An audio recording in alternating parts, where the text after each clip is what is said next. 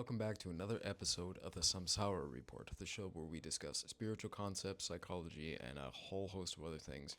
And we try to see how they relate to dealing with modern issues. And with that, today we thought we are going to discuss rather, several claims that usually crop up within spiritual conversations and discuss the evidence that we found that either supports or contradicts these. Because one, I think a lot of these claims that we might encounter, things like as above, so below, are useful as guiding frameworks, but not as things to be taken on faith alone. I think they're useful as points of inquiry. And I thought it would be useful just to discuss this and examine these. And more importantly for me, when I look at the issues in the world, I think, is there a rule that could be applied to this that would actually move the needle? So each of us has looked at several of them. I can share some of mine, but what do you think about the format of I share one, you share one, I share one, back and forth? Yeah, it works. We'll play a little ping pong. So Sounds good. Yeah.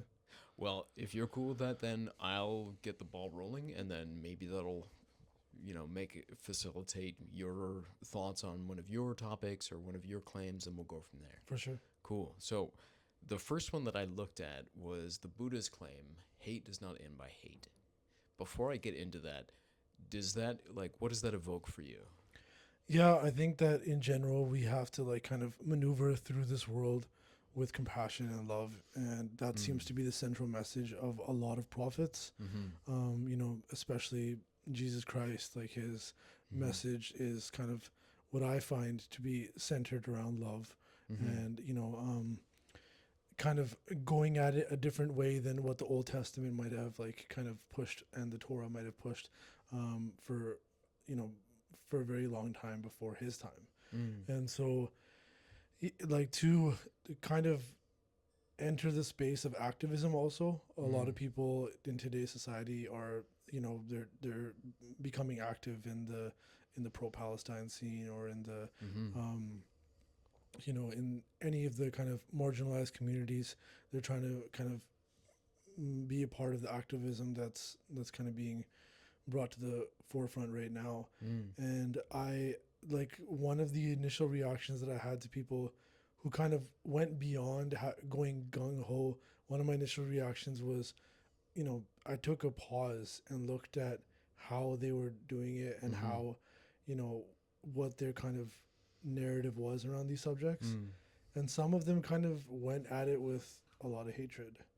And for me, I don't think that actually helps move the needle, or helps to actually bring, real lasting change in the world. Right. And so it's something that I think I'm lucky to have grown up in Aldergrove and in Langley area and stuff.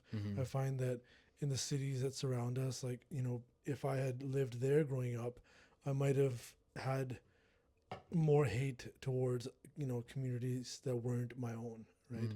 But Interesting. Yeah, I had a similar reaction looking at both the injustices in the world as well as the activism that sprang up to answer it. And it sounds like we have a similar approach. And I remember Ram Dass had a similar point where he would go to conferences, or he would give talks, and he would meet activists that were just seething with anger. And the commentary he came up with, or that he shared, was that it was so interesting to see people pushing for peace when they were so full of anger. And I'm not saying that I'm wagging my finger at all. I completely relate. In fact, I'm much more likely to be that blinded by rage than I am to be this, very kumbaya figure when it comes to some of the things going on. And I really wanted to know, this idea, hate doesn't end by hate. Yeah, part of it feels to me intuitively of course not. Hate wouldn't end by hate. But are there instances where that actually seems like, I'm not saying it's response. Something like that, yeah. And I don't get the impression that the Buddha meant something like this. I'm just speaking from my own subjective perspective now, that the Buddha meant this as a totalizing statement. And many of his other teachings seem to recognize the flexibility of reality and our perceptions therein, and to be able to continually test these ideas. There weren't many things that he seemed to be really hard and fast about. Yeah. So when it comes to this, I can imagine a little more flexibility. And more than that, there's obviously, the potential for translation issues, because this is ancient Pali that this term, or this phrase rather, is derived from. But what I did start to find was that more or less a lot of the evidence seems to come through things like evolutionary psychology, for example. Mm-hmm. And it's really context dependent when it comes to things like this hate and by hate. And you can imagine, before I've even defined terms like hate, for example, you can potentially be at a disadvantage if you're not willing to retaliate or respond if you get attacked or harmed by another group. Mm-hmm. You can't be fully forgiving all the time, because you leave yourself open to exploitation. Yep. And more than that, this is the uncomfortable reality of being a human being. Today, we are the composite of violent groups. Mm-hmm. Any group that was practicing full pacifism didn't make it to the next round. Yep. So we've been part of this game for centuries, where our civilization is this composite of previously violent groups that eventually learned how to develop means and methods of cooperation, Yep. but still had that edge. So it's really hard to say then hate doesn't end by hate. Now, before I go any further, because I think that's a pretty strong point, that we've made it this far in large part because retaliation was built into this. Hate has a number of different definitions, and I went in and I studied what a few actual research projects said of the term and how they distinguished it, for example, from just dislike. But before I describe that, can I just ask you, because you and I haven't discussed the word hate before this, how would you define it if you're comfortable sharing? I would struggle to give like a definitive kind of definition to it. Mm-hmm. It's a hot seat question, I know. And given the kind of usage of it in political terminology, Right.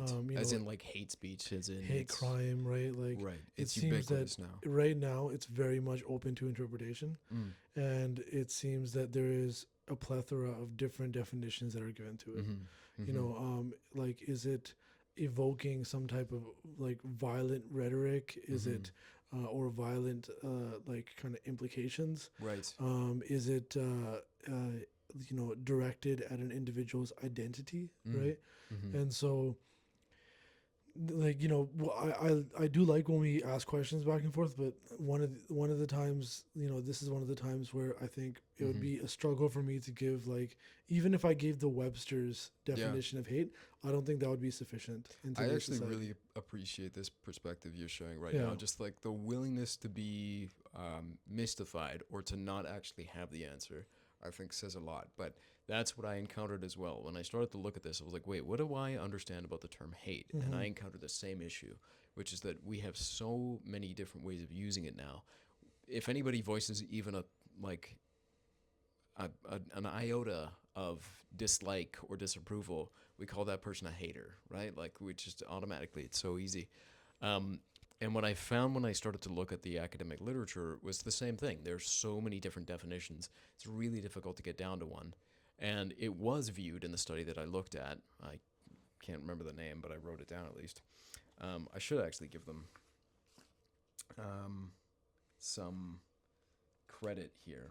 But anyway, there was a group that examined the difference between hate as distinct from dislike. Yeah. And part of the way in which they defined it was as being an aspect of a negative emotion, but having a relationship with a moral violation. So it's more extreme than dislike, and it relates to morality, as in something that is a more deeply instantiated value of ours. And the way in which it expresses itself, rather than simply anger, which they defined as being disapproval or distaste for somebody's behaviors, the anger centered on the action. Hate was centered on the individual or the group. as being fundamentally evil, and the second important component was that they were incapable of change. So they violated a moral precept, they are fundamentally evil, they can't be changed, and they represent an existential threat. So those were the key things that they identified as being aspects of hate. And in that instance, if you evidence hate, if you express it or you receive it, the subsequent research in things like group relationships, for example, was that if you just responded with the same degree that the other received, then almost always there was an escalation. Yeah. The only instances that actually saw de-escalations were A step down of sorts. Yeah. Well, actually, it was a proportional response that included opportunities for forgiveness. And I think it's really important because that's very broad strokes speaking. You can imagine groups where there isn't that opportunity for forgiveness, or there isn't like proportionality to the response, or they carry hate out so fully that like there's really not much left of the other group. Yeah. And I mean, we might examine this. One of the people that came up when I was looking into this was, shoot, I really wish I could remember his name. I was rehearsing it in my head before this. He was a young Palestinian, actually, and he grew up in the West Bank. He saw his brother killed. He saw his uncle killed in front of him. He saw his best friend killed. Many other family members. He buried his brother. He held his uncle's shoe in his hand after his uncle had been shot. Moves to the United States, goes and studies computer engineering, goes and studies at Columbia University, starts protesting, joins this Buddhist meditation group, and rather than evidencing anger and hatred towards the IDF and Israelis in general, he starts to try to examine the sources of these things such that he's trying to find a peaceful way of ending this cycle. And he's really an embodiment of this idea of hate doesn't end by hate. Now, I bring up that example because it's really challenging stuff. And you can imagine there's so much hatred and there's such a disproportionate capability that you could imagine when a genocide occurs, there's no response. You know, that group can practice non-hate and trying to respond, but they may be wiped out and they may not actually be able to respond any longer. And in that case, hate essentially wins, or at least that's the feeling. But it's interesting because this character is evidencing the alternative. He's trying to express the opposite. He's trying to meet this blind hatred, this ignorance, with something akin to love and understanding and clarity. And he's, I'll have to include it in the case notes. He's been on the Tara Brock podcast, and she speaks very often about meditation and about using clarity and mindfulness to be able to bridge these gaps. Anyway, I thought that was interesting as a rule because he's been able to now start including Israeli citizens and Jewish individuals into these mindfulness, meditation, and healing groups. So I thought that was really interesting. And more than this, some of the other studies that I was looking at started to examine longevity of social movements. Okay. And this is speaking very, very broadly, but the idea was those that practiced nonviolence, didn't say that they weren't active, that they weren't, passionate about the cause, but that they didn't use violent means, had greater longevity of the fundamental message than groups that expressed violence, which was really interesting. Now, it's not perfect because there's examples where people might use like a suicide bombing, for example, to be able to express a message. And that's really, really hard to ignore. And we've seen, ever since that's developed or shown itself to be useful in getting people to pay attention or curb their behavior, it's gotten a lot more difficult to do away with that aspect of things. So, basically, at the end of the day, I found an unsatisfying "it depends." But I think it is interesting when hate doesn't end by hate, examining that rule, that we really started from a place of just like brutal individual and group warfare. And we've now arrived at a place where it's by no means perfectly solved, but we've arrived at a place where groups with vast differences can share spaces. Yeah. Individuals with vast differences can talk, and ideas can die instead of people now, which is pretty remarkable. So I would personally like to imagine that this has legs, that it can actually succeed. It's very, very challenging, especially on a personal level, but I think the last thing I'll say on this particular claim for me is the recognition that whenever I've had my own interaction with somebody that is expressing hatred towards me, thinking about fights growing up and things like that, it was really those instances where the person showed some ability to reflect, to express remorse. They weren't letting me off the hook for whatever it was that they were upset by, even if it wasn't something that made sense. But they showed some capacity to reflect on their behavior. That was always so much easier to work with that person and to de-escalate myself than somebody who showed no ability to do those things. My argument would be that it's easier to de-escalate when the threat is against you or the offense is against you. But imagine a situation, let's say, hypothetically, you're walking with a family member downtown, right? And you walk past a group of rowdy, kind of drunk idiots, right? And one of them says either something obscene or something highly offensive to one of your family members. Ah, yes. Right? Yeah. And you ignore it, right? But then they go and they make physical contact, right? Yeah. Either hitting Yeah. or, inappropriately touching, something along those lines, right? You can imagine that, like when we try to imagine a spiritual being, like if something hits them, metaphorically, like across the head or across the face, like they can exercise discipline and exercise compassion, and be able to like kind of respond with like a peaceful response in a way. Right. But when it's against your family member, or your close friend, or your partner, somebody vulnerable, right? Yeah. To exercise compassion and these better qualities in that situation, that I think is the true test. Yeah. Even you saying that just now, I felt this, like, understandably. Yeah. And obviously, like, I had to lay out a few different possible scenarios, right? Yeah. But there was also I always do refer back to Sikhism. The 10th Guru at one point found out that, like, he sent his two oldest sons into war. Like, he himself actually sent them onto the battlefield and watched them die, like, on the battlefield. And then he was forced to leave the battlefield by the Sikhs that were around him. They said, "We know you want to stay and, like, have everything end here on the battlefield with us, but we're giving you a command." And when 5 Sikhs get together and give the Guru a command, he has to obey it. Like, it's a higher authority than him in that sense.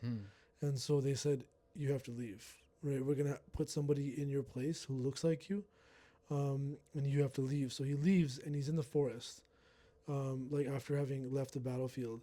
And then he gets word from a messenger that his two youngest sons were also killed by the Mughals. And he actually sang, like, poetry in that moment, right? And it's not what you would expect. No, wouldn't be my first choice. A father, but the wording and the things that he's saying in it are not what you would expect from an individual who's in that situation. Right. Right? And he himself is, like, a valiant warrior character in addition to being an enlightened being. Right. He's not a shrinking violet. Yeah. Right. And so, like, to imagine being in that situation, like, we don't have kids yet, but friends of mine who describe, like, the protectiveness that you exhibit when you have kids of your own. Whole different knowing that, like, this one general, this leader of this Mughal army caused the death of 4 of all your kids, right? And then going about life without just having blood curdling rage, Yeah. right? Yeah. Is For all time. that's the type of challenges that I think I try to imagine in my head, because Mm-hmm. nobody that I know Mm-hmm. like would be able to keep their cool in that moment. No, and I think that's a really excellent example, because this is the kind of real anger that we're talking about. Yeah. And I also want to point out that the alternative to hate isn't a peaceful pacifist response. Mm-hmm. Ramdas spoke about this, that if you're capable of loving somebody, do it, like his phrasing of do what you do, but never put the other person out of your heart. And if you're able to do that, you can beat the shit out of people. Like, if you're able to fully recognize and embody the reality that there is no fundamental separation, Yeah. then all things are possible, essentially, in this story. So, yeah, I just wanted to make that point clear, that the response isn't like you sing Kumbaya to somebody that touches a family member of yours or makes some hostile remark or a threat. Um, but yeah, your point is really, really well taken, that this is such an unbelievably difficult test of your composure, of your ability to recognize the idea that there is no fundamental separation, that we're all one, Yeah. and that it's not because you're so virtuous that you're not expressing hatred. It's purely the kind of pragmatism that follows the recognition that there is no separation. Exactly. Yeah, it's not because you're holier than thou and that you're getting, divine There is no brownie points. alternative route as No. Right. other than compassion with Right. The left hand drops something, the right hand doesn't beat it up. Yeah. Like, that's just not how that works. Yeah. Except there is a disease that actually causes that, where your two arms they're are at actually, war with each other. Yeah. Have you heard of that? No, I Yeah. haven't. They like. 'Cause I feel like there's a joke coming. No, it's actually real. You so often do that to me. It's actually real, Yeah. and like they'll fight. A person's arm will like fight the other arm. So I know that, like, if people have there's like brain damage that might occur, Yeah. or the separation of the corpus callosum, the connective tissue between the hemispheres of the brain, Mm-hmm. then you might actually start evidencing behavior using two different hemispheres, left hemisphere controlling the right hand and the right hemisphere controlling the left hand, because it's crossed. You'll be buttoning up your shirt with one hand and the other will be unbuttoning it, for example. Is this what you're talking about? Similar to that, but it becomes violent in some cases. Like, even like one arm will start choking you. That's will very start interesting. choking the host in that case. It's funny. Well, it's not like haha funny, but it's very interesting when you see these cases, because people will, like, there's have you heard of blind sight? No. So blind sight is very rare, but it's due to a particular kind of brain damage. It does relate to this, where the person won't have any conscious ability to see, but other parts of their brain still have access to the information coming through the visual cortex or the visual system. So what'll happen is they'll say they're functionally blind. They won't be able to see what they're doing. But if you throw something at them, or if you do something, they'll move a hand to catch it or something, and you'll ask them, "Why'd you do that?" Oh, that's what Stevie Wonder has done. Like, there's a whole theory. I've heard of this, right? Which is ask- very funny, because that shows up on, like, the conspiracy page on Reddit. It's like he's not actually. I'm like, People how? have said like they threw like a ball in Right. that direction. There's and he, people like- occupationally Yeah. testing his blind. Yeah. In Sikhism, there's like a difference made between hatred and another phenomenon or another emotion, and it's hard to find an English equivalent to it. Is it like righteous anger? Okay, maybe, and that's probably the closest. When directly translated, or somebody tries to make a direct translation, they'll often use the wording bloodlust, but bloodlust just kind of doesn't. Righteous anger might be closer to it. Yeah, I think, bloodlust right? sounds like. Yeah, Yeah. there is some like sickness to that, right? Exactly. Yeah. But You're not doing it from a good place. yeah, so it's like there's hatred is generally associated in Sikhism to anger, right? And so it's a form of expression of anger, and so anger is one of the 5 vices. But biras, which is translates directly to like soldier nectar, right? Like that's it sounds. Go on. Yeah, I can see your smirk there. But that's what the direct translation would be. Understood. But it's described as basically righteous anger, I see. right? And so, um, and in that moment where the 10th Guru was in the forest, and he got news that so his oldest two sons had died by death in battle. His two youngest sons were bricked alive by the Mughals, Bricked. right? So you basically, have you seen this phenomenon ever done or depictions of it? That depends. What do you mean? You're basically made into a wall. That sounds awful. And so like your lungs, everything is like crushed by the weight of the bricks, and you're like sometimes people will show the imagery as if like a wall was built around them, Ah, but that's not it. It's like they make you into a wall. I see. So it's they've placed things on top of you And all around you, Yeah. to the point of it causes suffocation, Yeah. essentially, right? What an Um, awful thing we've done. Yeah. Oh my So God. to kids, they were like young kids, Yeah. and then his mother was like the 10th Guru's mother was also killed in that she was protecting those two kids. Yeah. So he finds out his mother, Yeah. all four of his sons, right? And he could have and there was moments where he expressed that righteous anger, that biras, Mm. in battle in different moments, but in that moment he didn't, right? And it's like he sang in what we might consider to be like a melancholy state, though. But it's Yeah. like It's very interesting. like there is that differentiation that's Mhm. made between anger, Mm-hmm. or hatred, Right. and righteous anger. Yeah. There's just to add to that, I remember there was a line a Buddhist monk, a teacher rather had, at least I think he was a Buddhist, might have been a Bhakti yogi, I'm not sure. Anyway, he lost a child, and I believe it was the result of a disease in this old story. And one of his students came up to him and said, "Master, why are you crying? Like, it's all an illusion." Which, by the way, like, you imagine saying that to a parent that's just lost their child? Anyway, but the idea being that in this tradition, Yeah. so much of what the teachings are based around is the idea that existence, what you think to be reality, is an illusion. And so that's why the student is saying this. Yeah. And the teacher's crying still. And when the student asks this, the teacher turns to him and says, "Yes, I do understand it's an illusion, but this is the most convincing illusion of all." Yeah. So it just made me think of the Guru singing in relation to this.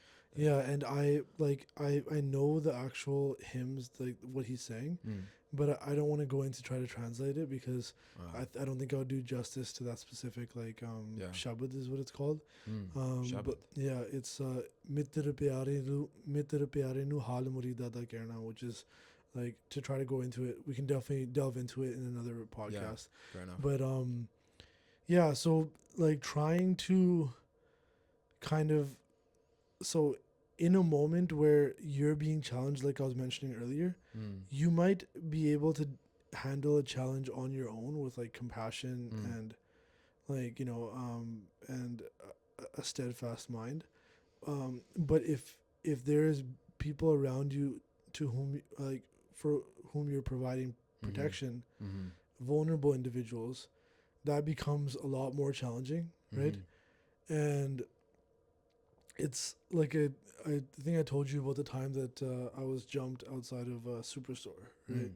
And like basically there was like these two guys that were heckling like the women that were outside working, and they were yelling like obscene stuff, and then I told them to like kind of back off, and then they said something pretty obscene about my friend, this girl who was in the car with me, and I told her, I was like, listen, stay in the car, and if I drop down or something, like call the cops if that happens. And so I stepped out of the car and I was like, what are you guys doing? What's wrong with you? Like, leave these people alone. And they just like pounced on me right away.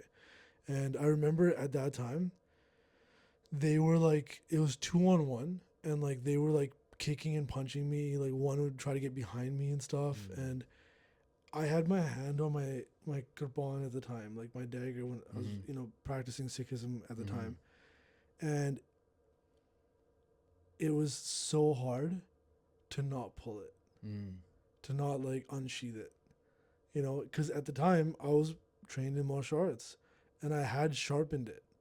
And I knew that if I took it out, like, I obviously could wound these guys, but considering they're double teaming me, Mm-hmm. I could kill them too, right? So the amount of discipline it required Mm-hmm. to think about the implications of me doing that Mm-hmm. In the moment. in the moment, like, Mm-hmm. that was probably one of the most challenging moments of my life Mm. because I had to think on like so many different levels. Mm-hmm. Like there's me in the moment, Yeah. full emotions, and then there's like a step back, Mm-hmm. and there's an observer, and then there's an observer observing the observer. Yes.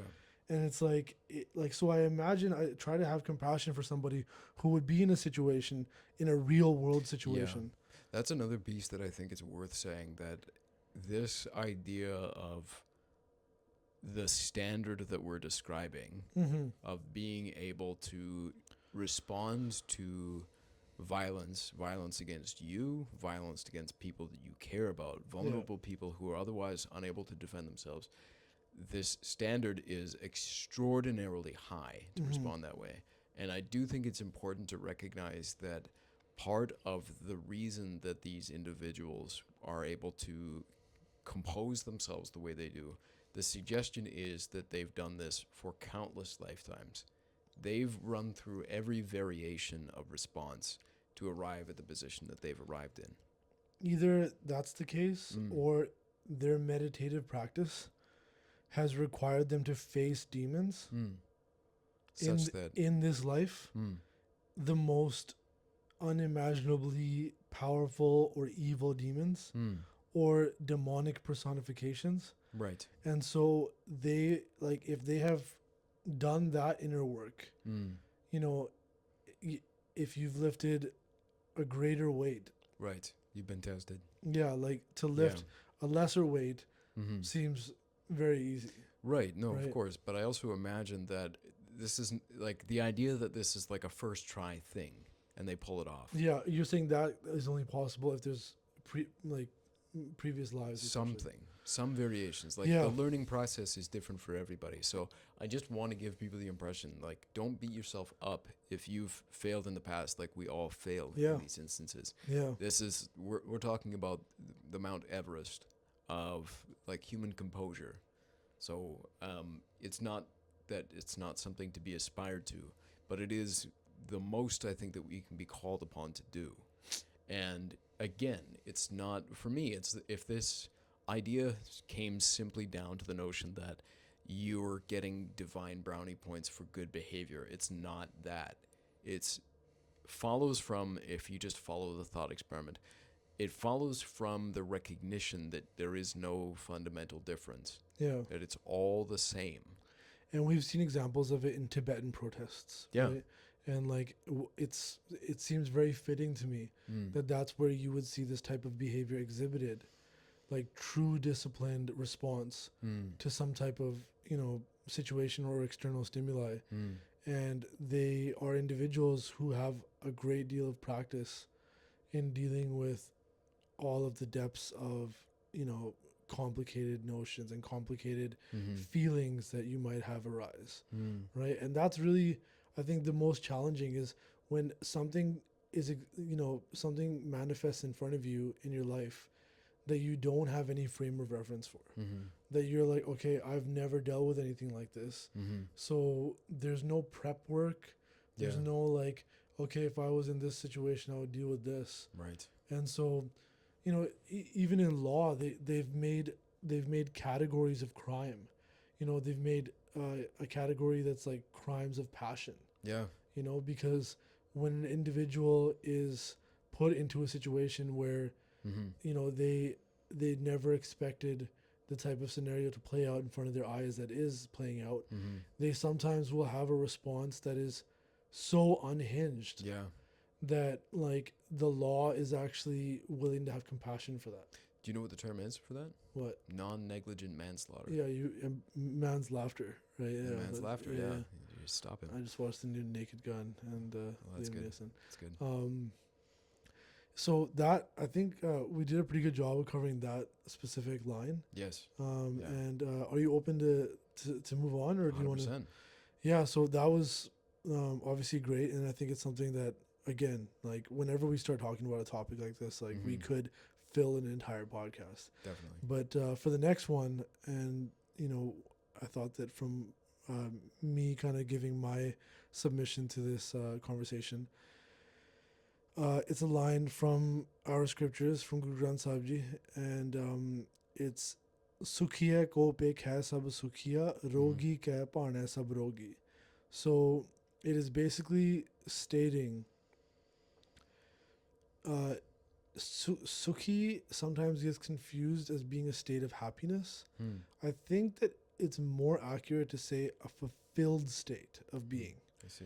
So it's the line is basically saying those who are in a fulfilled or happy state of being see the world in a positive lens. Those that are in a diseased state of being will see the world in a negative lens, right? We'll see all in a negative lens, right? And so it's something that I suffer from because my mind is cluttered with BS. Yeah. And so often I will look at the world around us, whether it's a result of watching the news or it's conversations with friends about what's happening in the world. I find myself feeling this feeling of hopelessness and just this feeling of dread towards the direction that things are moving in the world. Yeah. Interesting. So may I ask a question? I don't want to cut you off. Yeah. So is part of the idea that you use that lesson, that phrase, as a way of self-diagnosing, in a sense? Wherein if you recognize that the world does look ugly and it looks like it's garnering the response of despair in you, is that supposed to guide you to recognize, oh, my mind is in a state of like disarray? That's part of the reason why that line exists. Yeah. And it's like it's also implying that the majority of people will more so be able to relate to having feelings of dread. Yeah. Right. And it's a much more poetic phrase than just telling everyone you suffer from confirmation bias. Yeah. Yeah. Yeah. It's a different way of stating the same kind of notion, right? But it's it's also kind of exemplifying the fact that we as people, like, even though we might have very like productive lives in society, a lot of society is diseased in its perception of reality. That's part of what the line is saying. I see. Is saying that, like, most people that are out there that you're going to encounter and see will present to you a version of the world that sounds bleak, right? And the world is described as bleak, like, which is the tricky part. Yes. Like in another line, it's saying Jagat Jalanda Rakhale Apni Kirpata, that the world is in a state of burning. It's described as the world is in a state of hellfire, essentially. Yeah. Right? That it is chaos, it is Kal Yuga, it is the last of the 4 yugs, the age of darkness. Yeah. But somehow the truly, fulfilled and clean-minded individuals, which does not come without effort, right? Those individuals look out onto a raging, an inferno. And they see somehow the flowers poking out. They see somehow the silver lining in everything. And it sounds obnoxious. Yeah, it sounds ridiculous. But I do recognize the value of that idea, as in there's another phrase that comes to mind, and this is something that Ram Dass had actually asked his teacher Neem Karoli Baba. He had said, after many discussions and conversations, he'd asked him at one point, is karma the same as grace? I think that it dovetails with what you're saying. And famously in this story, Neem Karoli Baba said, I don't speak about that in public. Yeah. And that's very interesting because now I want to speculate about it, but it's this similar notion, it seems, at least from my limited purview, that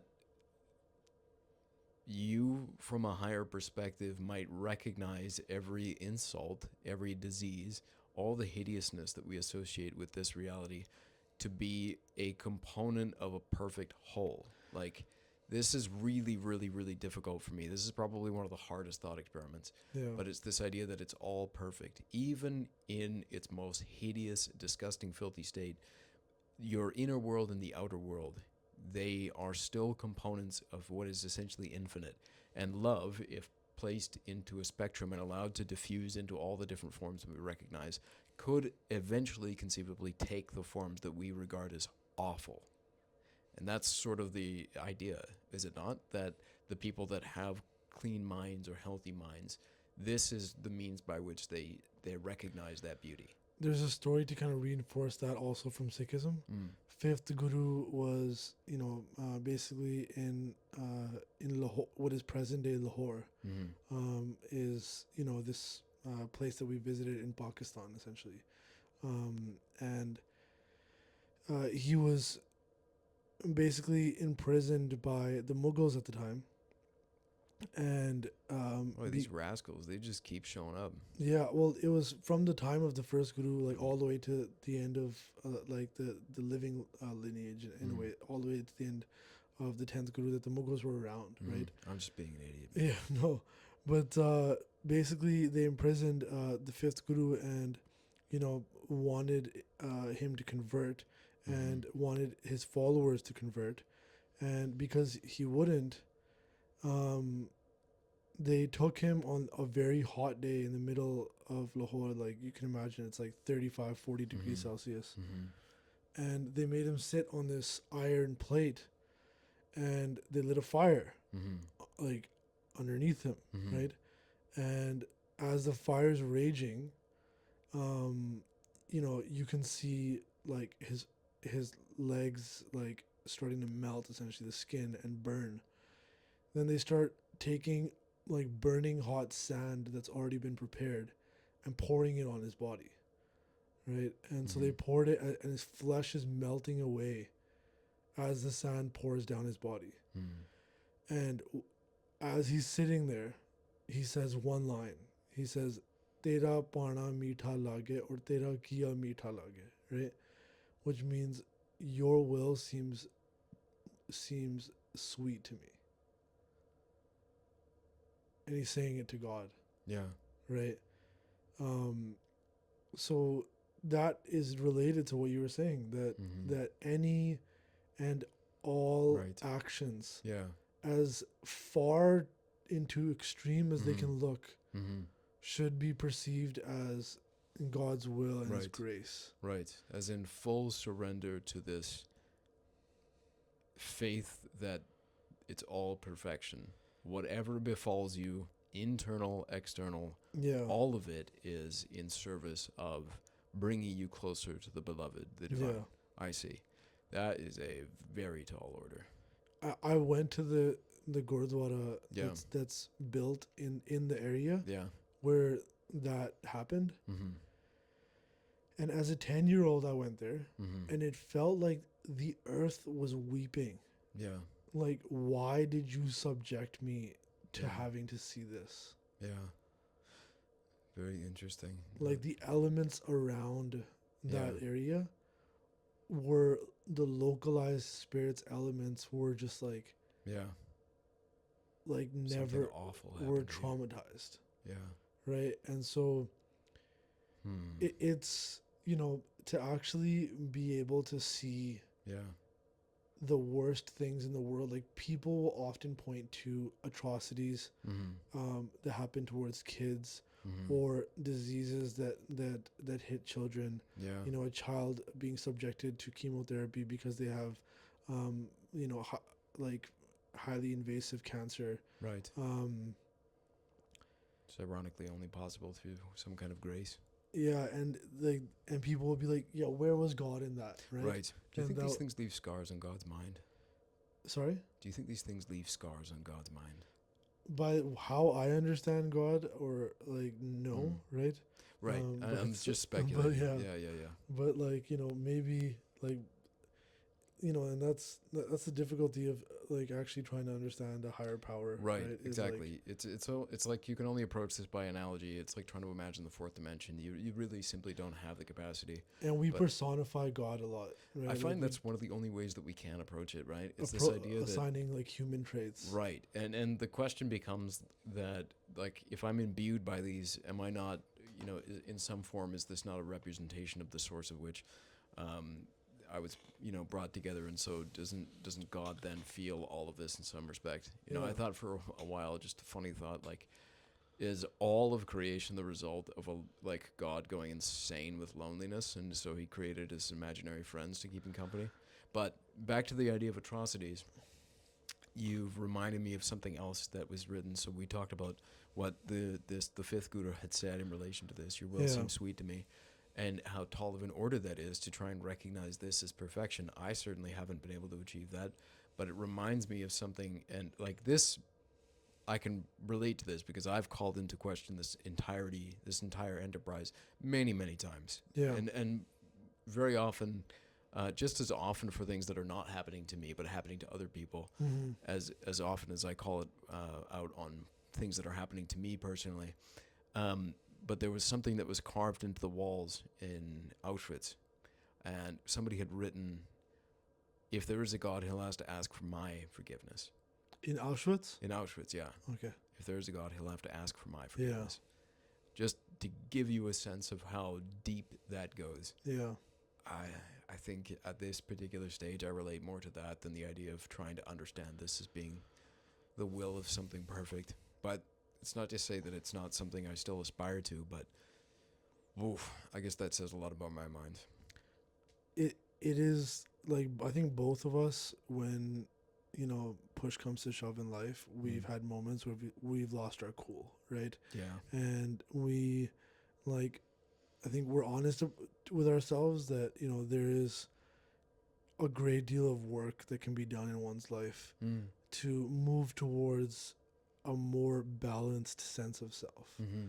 And if you're more balanced, then the inertia won't necessarily pull you so heavily in one direction. Right. And this is the idea of mindfulness. Yeah. It's that it's not that you can resist away all of your impulses, all of your issues. Yeah. It's that you can slowly bring these to an end, this cycle, the inertia, the momentum, by introducing mindfulness, creating larger and larger gaps between the action-reaction cycle in you, for you to be able to start to insert more intentionality in how you're responding to each situation, Yeah. which is extreme, right? In that, notice how difficult that becomes with the introduction of any kind of pain, Mm-hmm. emotional pain, physical pain. It becomes so much more difficult to become intentional now, Yeah. to be kind, to be patient. And those qualities, ironically, only ever really matter when you have little capacity to express them. Yeah. But it does remind me of another line, and I'll be interested to hear your thoughts, whether or not you agree with the thought before I tell you who said it. So the second line that I looked at was that, and I just want to say again that I refer to God in a very removed perspective. I don't have something like a personal relationship to it. It's more like a thought experiment to me at this stage. And that's the way I'm using the term, is very removed. But this statement goes, God demands nothing less than full self-surrender, complete self-surrender, in order to acquire the only freedom that's worth having. Does that, tell me, do you agree with that, or how does that land for you? Yeah, I do think that surrender is a key component of spirituality. It's something that I think I was given that lesson through psychedelics, that when you try to benefit from a psychedelic experience, if you clench your fists and you try to maintain a state of homeostasis Mm-hmm. or a state of, control, Yeah. it seems that the potential benefit decreases greatly. Yeah. If not the awful experience of your own resistance. Yeah, and Yeah. so like you have to let go. Mm-hmm. And it is similar to that trust exercise Mm-hmm. of, standing in front of somebody and falling back Right. and trusting Right. that they're going to catch you, Yeah. Let go, right? let God. And it's, you really have to feel that lurch in your Mm. stomach Mm-hmm. where you're like, oh, Yeah. are they going to catch me? Right. Right. Yeah. And so, Otherwise, it doesn't count. yeah, like you Yeah. actually have to feel for a second Right. and have a second of doubt. Yeah. The leap of faith. Yeah. So fundamentally, like it sounds like you more or less agree with the statement. Yeah. The only freedom worth having. Yeah, like I think that like the lessons that come out through Mm-hmm. what is facilitated by surrender Mm-hmm. are immense, and that has been what has made me feel like some individuals that I know might struggle on the spiritual path in the same way that I do, Mm-hmm. because we want to be in the cockpit. We Mm-hmm. want to be like Yeah. in the control seat Right. and, able to kind of maneuver things as we wish. Right. And so to truly surrender Mm-hmm. in itself is such a huge spiritual practice Yeah. of humility, of trust. Yeah. And so if you do that, if you trust God, if you take a step towards God with that trust Mm-hmm. and do so as humbly as possible, Mm-hmm. I think the potential for self-growth and realization is exponentially more than like Mm-hmm. if you You didn't surrender. exercise some control. Yeah, and I do find that this line spoke to me for the reason that you just mentioned, and because it's very much in line with one of the Four Noble Truths. The Four Noble Truths basically state that existence is suffering, suffering is caused by desire, it is possible to be free of desire, therefore it's possible to be free of suffering. Mm-hmm. But that means that you have to give up the thing that we all do, which is clinging to things that are impermanent or pushing away things that exist.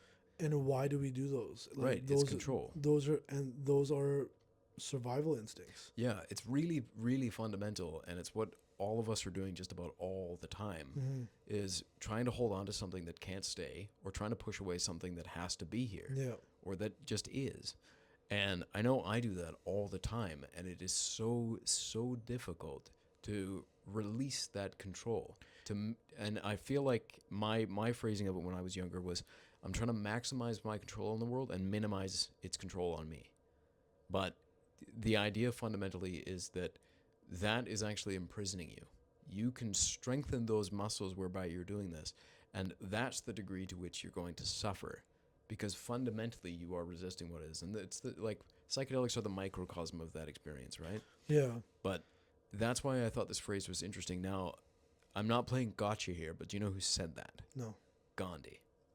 Yeah. Tricky piece, right? And so that's I really... mean, a broken clock is right twice a day. Sure, So. yeah.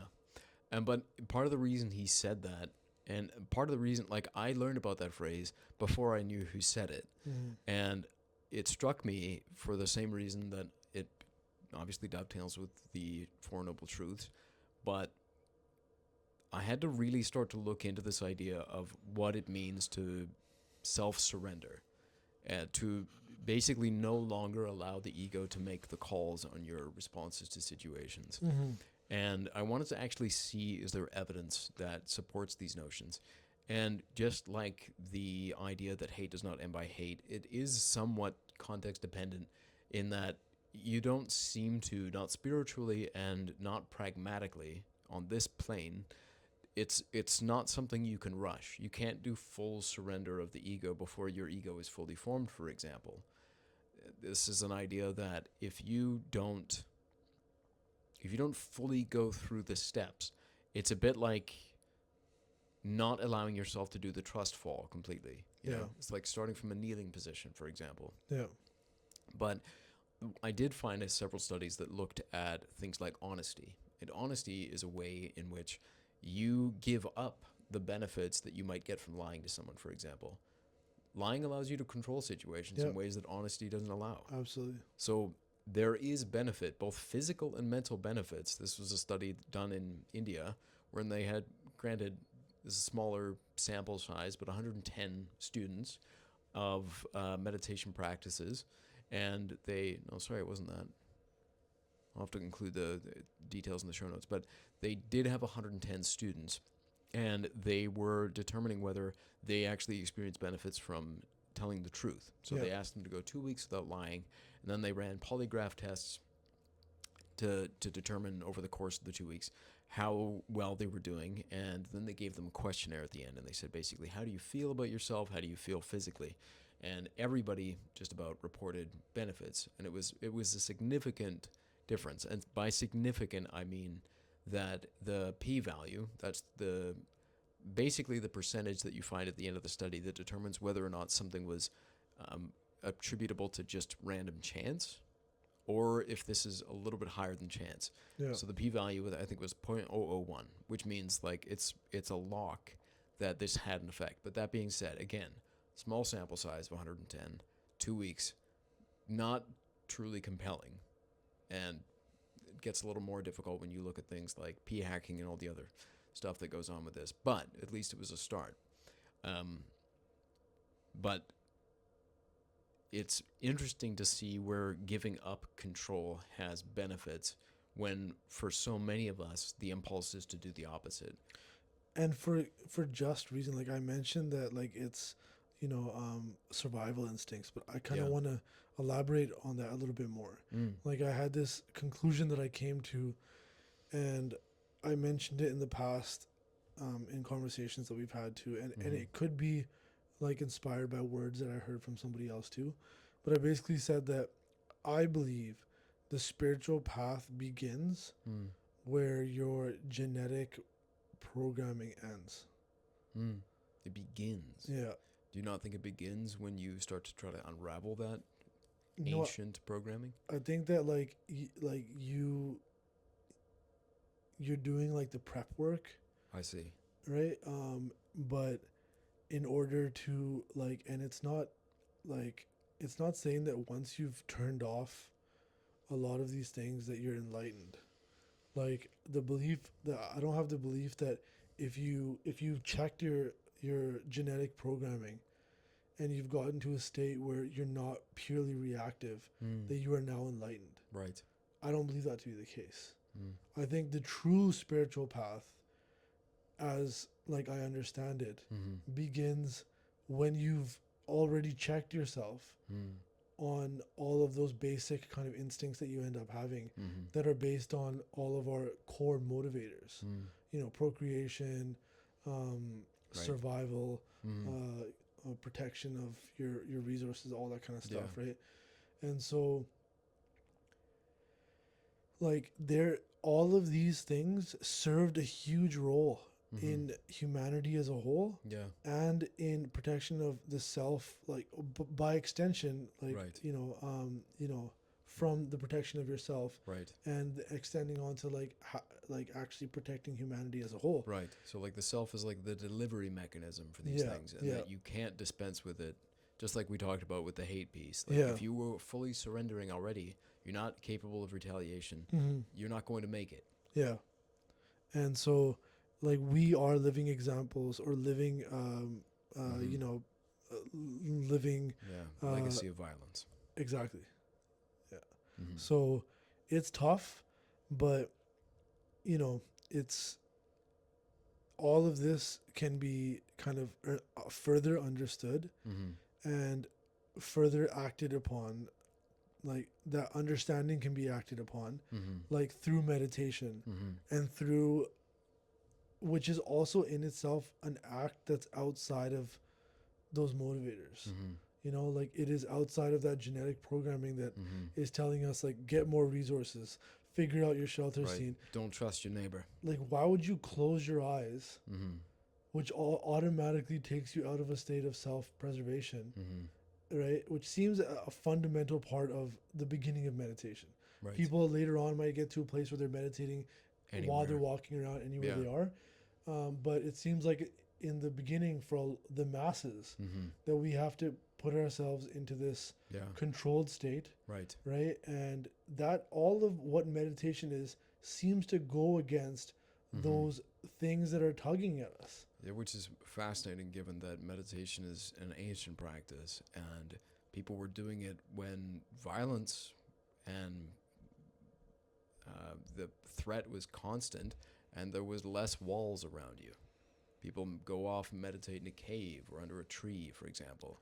And there's a surrender in that, Yes. right? Full. Coming back to that same concept, that there's a surrender, that you're just saying, I know that like something could befall me, like Mhm. some very disturbing things could happen, Mm-hmm. but I'm going to occupy this window of time in my life Mm-hmm. with just inward reflection and meditation, right?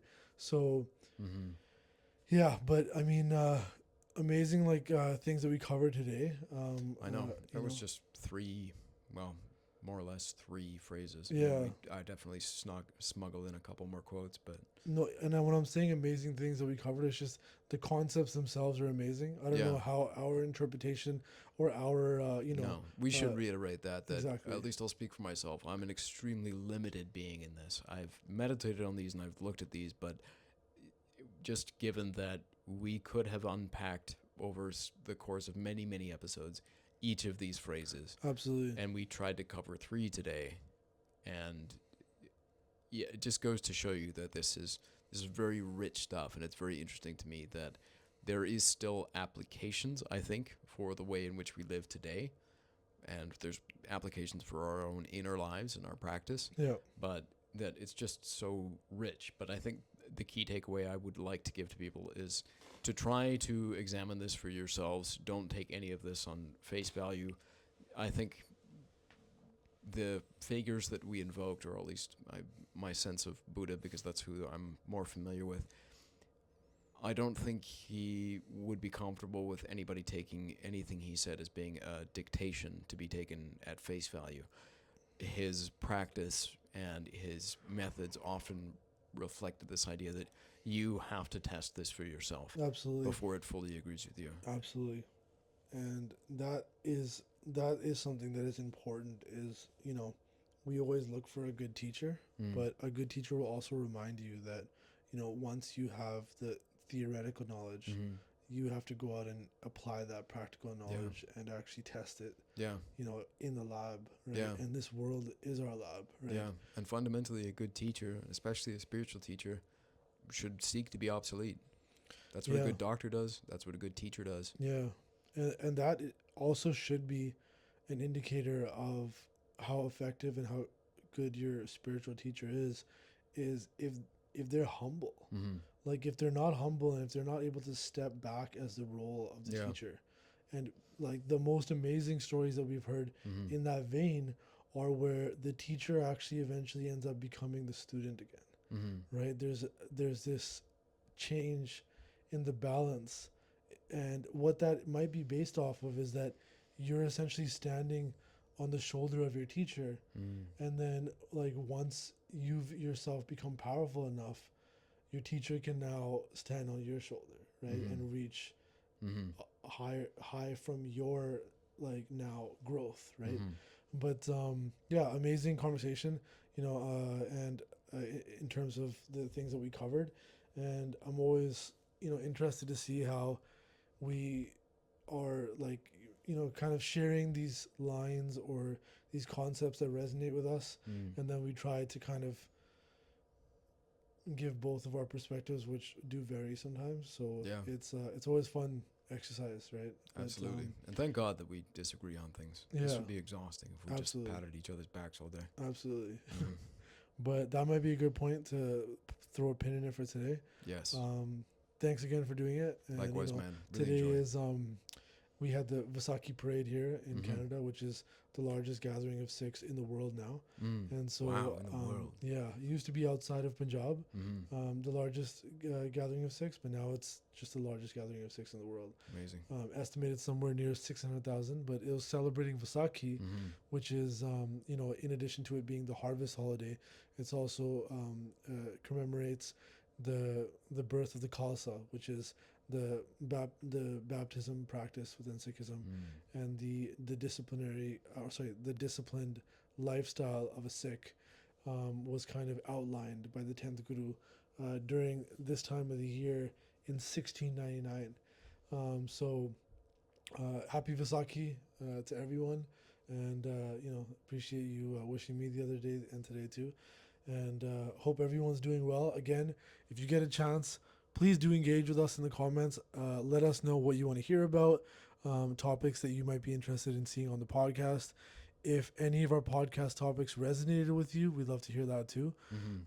We saw that there was, more of a viewership on the topic of collective consciousness, which is actually something that both of us found interesting when we thought about it as a potential conversation topic. So thank you to everyone that listened. If you made it to the end here, we love you. If you didn't make it here and you're not hearing me say this, I still love you. And from me and Graham and I, we'll see you guys next time. Take good care.